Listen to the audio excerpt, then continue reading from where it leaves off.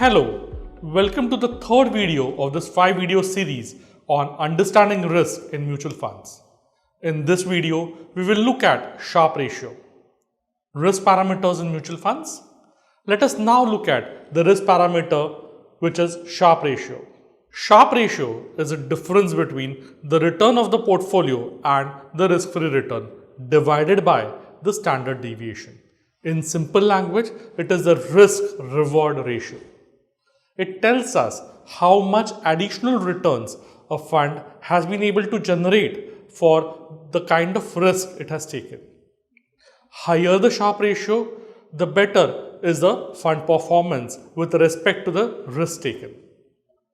Higher the difference between the return of the portfolio and the risk-free return, higher will be the Sharpe ratio. Also, lower the risk taken for a set differential in returns, higher will be the Sharpe ratio. Sharpe ratio is also known as the reward to variability ratio. Let us understand this better with a couple of examples. Example number 1. Let's assume you have two mutual fund schemes, A and B, which need to be compared where the customer would invest here. The returns for both the schemes are 9%, while the risk-free returns are 6%. So the excess returns of 3% is generated in both the cases. With this data alone, it will be difficult to select which scheme the customer needs to invest in. There is one more data point which has been given. Standard deviation for both the schemes are 2 and 3 respectively. We can observe that for the same amount of excess returns, the risk undertaken by scheme B is higher. Using all the data above, we need to find out the Sharpe ratio for both the schemes. The Sharpe ratio is 1.5 and 1.0 respectively for the two schemes. Remember, for Sharpe ratio, the higher the better. Basis this, an investor will select scheme A as it has a Sharpe ratio which is higher. The excess returns generated by scheme A are the result of better fund management, while the excess returns generated by the scheme B would be the result of high risks which is taken. Example number 2. Two mutual fund schemes, A and B, are compared here, and we want to find out where the investor would invest in. The returns are 8 and 9% respectively, while the standard deviations are 2 and 3.5 respectively for these schemes. The risk-free returns for both is 6%. With this data, we will not be able to select a mutual fund scheme because the scheme with higher returns also has higher standard deviation. We need to find out Sharpe ratio for both these schemes. The Sharpe ratio is 1 and 0.86 respectively for the two schemes. Remember, for Sharpe ratio, higher the better. Basis this, an investor will select scheme A as its Sharpe ratio is higher. Points to be remembered. Sharpe ratio can also be negative.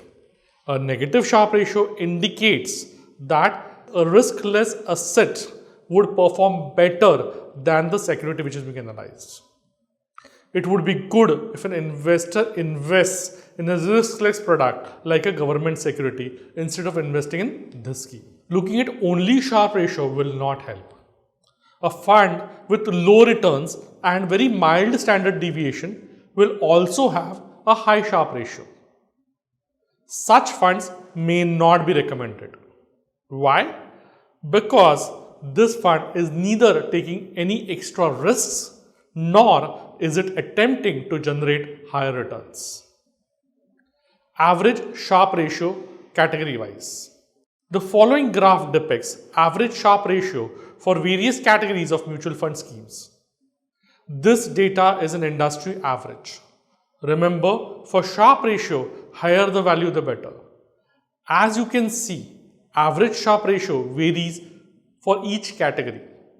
Banking as a category is having the highest average Sharpe ratio of 0.62, while the pharma category has the lowest average Sharpe ratio of -0.49. As per ranking, after banking comes large cap sector with an average Sharpe ratio of 0.52. If we only go by this parameter, our choices for categories will be banking, large caps and the IT sector in this order of preference. Sharpe ratio versus 3 years average CAGR. The following graph depicts average Sharpe ratio for various schemes under the large cap category. This graph and data is only for illustration purpose. The schemes are arranged in descending order of their performance and are labeled as S1, S2, S3, etc. Considering only this parameter and for this category, scheme S4 would have ranked number 1, highest average Sharpe ratio of 0.9. If you observe this graph, for a Sharpe ratio of 0.74, there are 4 schemes in the top 10 list. These are S1, S2, S5 and S6, with returns varying between 14.32 on one side and 12.60 on the other. The point which I am trying to make here is that if you study data and if you get into the details of risk parameters, you will arrive at data points like the above. Every time a new pattern of data point will emerge. After this, choosing the scheme will be simple. Of the 4 schemes above, an investor would obviously choose scheme 1. If you have observed carefully, our order of preference has again changed when we have started analyzing a new risk parameter. Thank you so much for viewing this video. In the next video, we'll have a look at Sortino ratio and R squared.